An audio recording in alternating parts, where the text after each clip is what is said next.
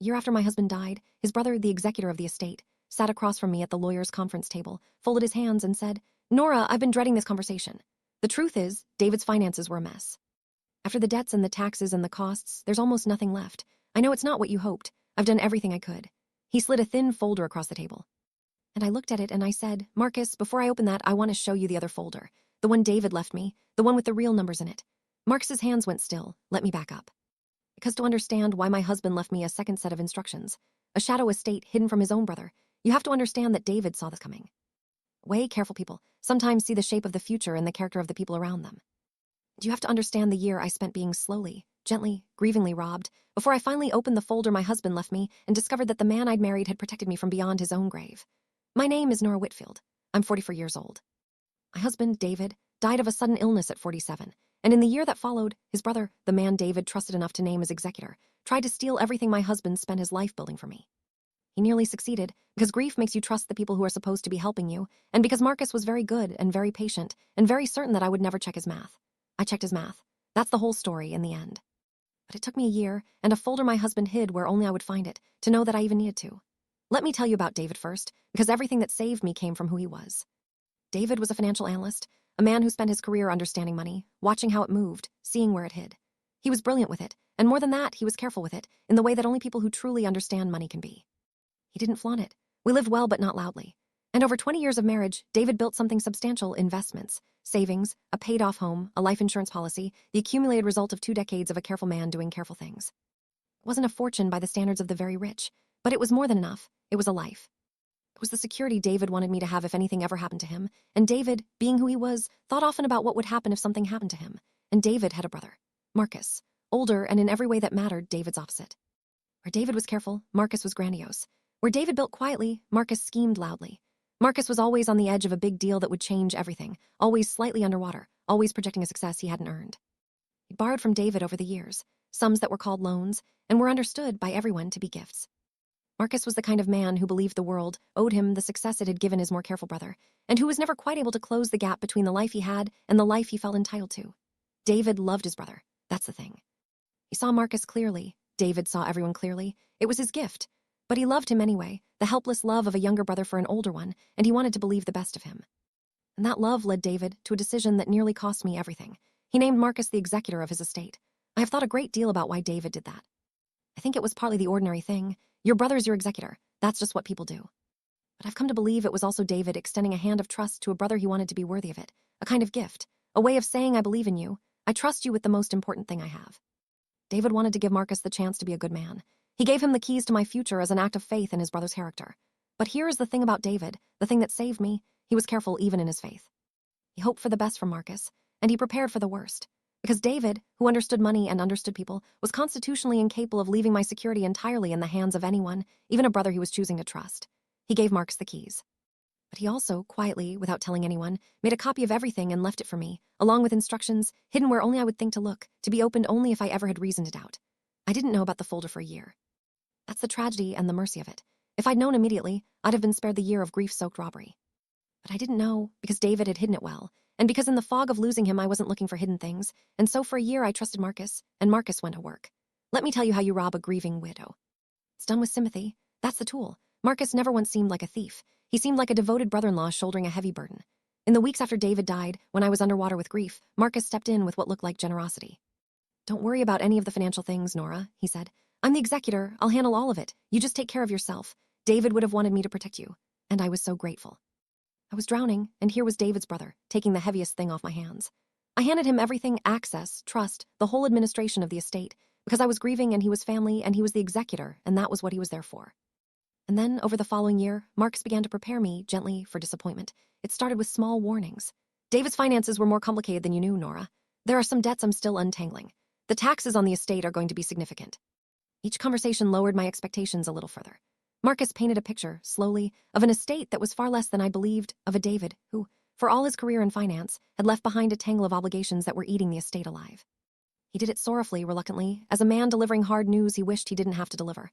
And I believed him. Why wouldn't I? He was David's brother. He was the executor. He had the documents, or said he did.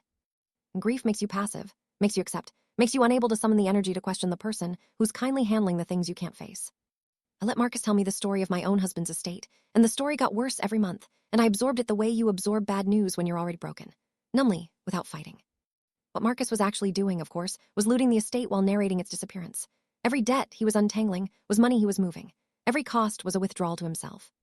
He was systematically transferring David's assets, the investments, the savings, the insurance money, into his own control, through the powers an executor has, and papering over the theft with a story about a troubled estate that was simply running out of money.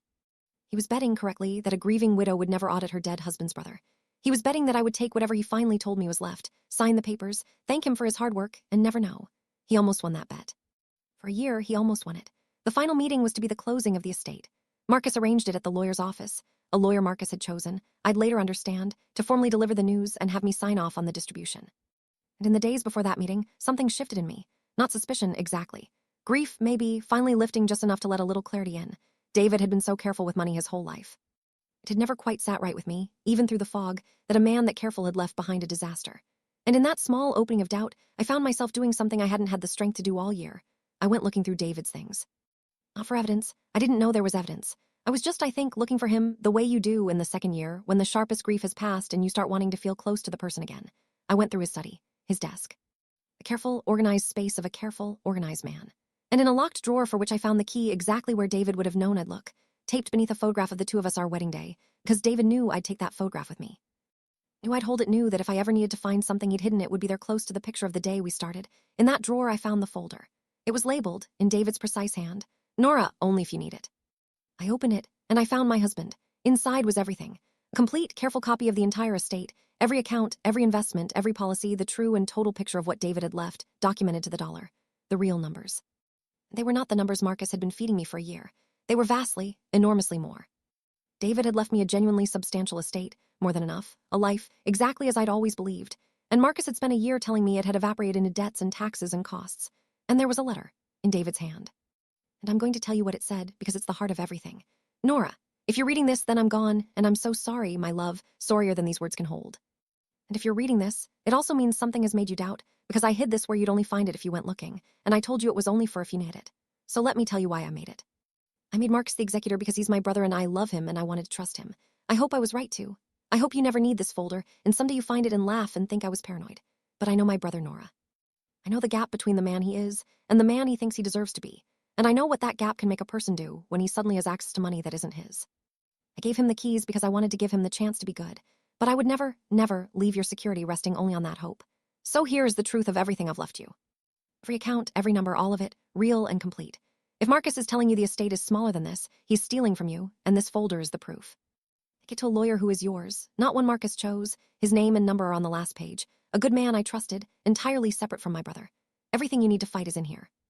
I documented all of it, because I document everything, because I am a careful man, and because the most important thing I ever had to be careful about was you. You were the great work of my careful life, Nora. I planned for you the way I planned everything and better. Don't let my brother's need be bigger than my love. It isn't. Look at the numbers. They're the truth, and they're yours. David. I sat on the floor of my husband's study and I wept, and then, for the first time in a year, I stopped feeling like a victim and started feeling like David's wife again, because David had reached out of his own death to hand me a weapon, and I intended to use it. Here is what I did. First, I called the lawyer David named. His name was Samuel Okafor, entirely independent of Marcus and the lawyer Marcus had chosen, and I brought Samuel the folder. And Samuel went through it slowly, comparing David's true accounting against what little Marcus had disclosed, and his expression got harder and harder, and finally he set down his pen and said, Mrs. Whitfield, your husband has handed us one of the cleanest fraud cases I've ever seen. He documented the true estate completely, contemporaneously, before he died. Marcus has spent a year telling you the estate is worth a fraction of what your husband's own records show. That gap, the difference between David's documented estate and what Marcus has disclosed, is the measure of the theft. And an executor who loots an estate isn't in a family dispute. He's committing a serious crime, breach of fiduciary duty and conversion, and with documentation this complete, he has almost no defense. Second, Samuel and I did the forensic work, traced where the money had actually gone, and it was as David feared. Marcus had moved the estate's assets to himself, through the executor's powers, into his own accounts and his own failing ventures, over the course of the year, all while narrating the estate's decline to me. Every debt was a lie. Every cost was a theft. Samuel and a forensic accountant reconstructed the whole thing, using David's records as the map, and the picture was total and damning. Third, and this is where I made the choice that mattered, I decided not to warn Marcus. Samuel advised it. And I agreed. Let Marcus come to the closing meeting believing he'd won, let him deliver his final lie, let him hand me the thin folder, and the story of the vanished estate on the record in front of the lawyer. before I revealed that I'd had the truth all along. Let him commit fully to the fraud one last time, so I let the meeting happen. Let me tell you about that room. Marcus arrived composed, sorrowful, the picture of a brother who'd done his best with a hard situation. The lawyer he'd chosen was there, and Marcus went through his practice performance, the complicated finances, the debts, the taxes, the costs, and arrived sorrowfully at his conclusion. After everything, there was almost nothing left. He'd done all he could. He was so sorry. He slid the thin folder across the table, the meager remains of my husband's life's work, and waited for me to sign. And I said, Marcus, before I open that, I want to show you the other folder, the one David left me. The one with the real numbers in it. Marcus's hands went still. I laid David's folder on the table. My husband was a careful man, Marcus. You knew that better than anyone. Did you really think he'd leave my entire future resting on your honesty? He documented everything, the complete, true estate, every account to the dollar before he died. It's all here, and it doesn't match your story. Your story says the estate evaporated. David's records say it was substantial and whole. The difference between those two numbers is what you've spent this year stealing from your dead brother's wife. The color drained out of Marcus's face. I've had it reviewed by David's own lawyer, not the one you picked, the one David named, in the letter he left me. We've traced where the money actually went. Into your accounts, Marcus. Into your failing ventures. You looted David's estate and spent a year telling me his careful life's work had vanished into debts. And David saw it coming. That's the part you should sit with. Your brother loved you enough to make you executor, and he knew you well enough to leave me the proof for when you betrayed it. He hoped you'd be a good man. He planned for you not to be, and you proved him right. I read them a line from David's letter. Don't let my brother's need be bigger than my love. It isn't. And I watched Marcus understand that his dead brother had reached out of the grave to stop him, that the careful man he'd underestimated his whole life had been careful about this too, about him, about exactly this. Here's how it ended. Marcus had no defense, because you cannot defend against the victim's own contemporaneous, complete records of what you stole. Faced with David's documentation and the forensic trail and the near certainty of criminal prosecution, everything collapsed. Marcus was removed as executor immediately. The estate was placed under proper, neutral administration. And the theft and executor looting the estate he was sworn to protect was exactly the crime Samuel said it was. Marcus was prosecuted. There was no room to argue, the evidence was total. I recovered most of what he'd stolen.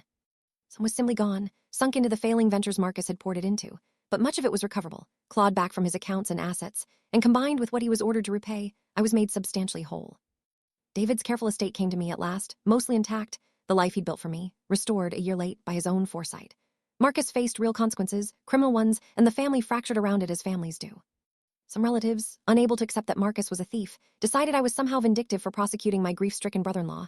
The usual inversion, the truth-teller made the villain. I let them go.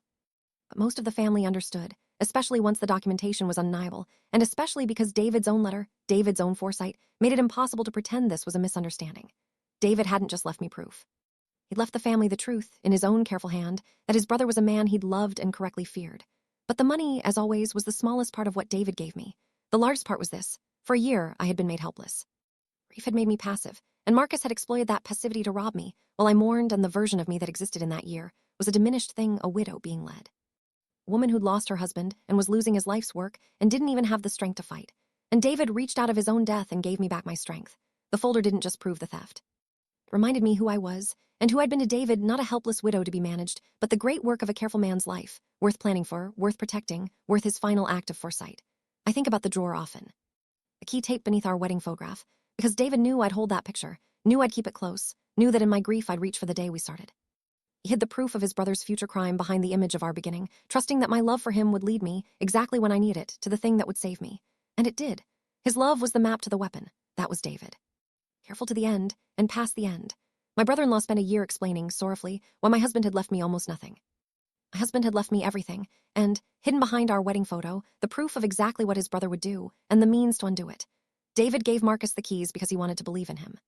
And David left me the truth because he refused to gamble my future on that belief. He loved his brother enough to hope. He loved me too much to trust that hope with my life. He was right about both of them in the end. About the brother who'd steal, and about the wife who'd fight, once her husband, careful past death, reached back to remind her that she was never as helpless as her grief had made her feel. I opened the folder. And David was there, exactly where he'd promised to be, holding the numbers, holding the truth, holding me up one last time.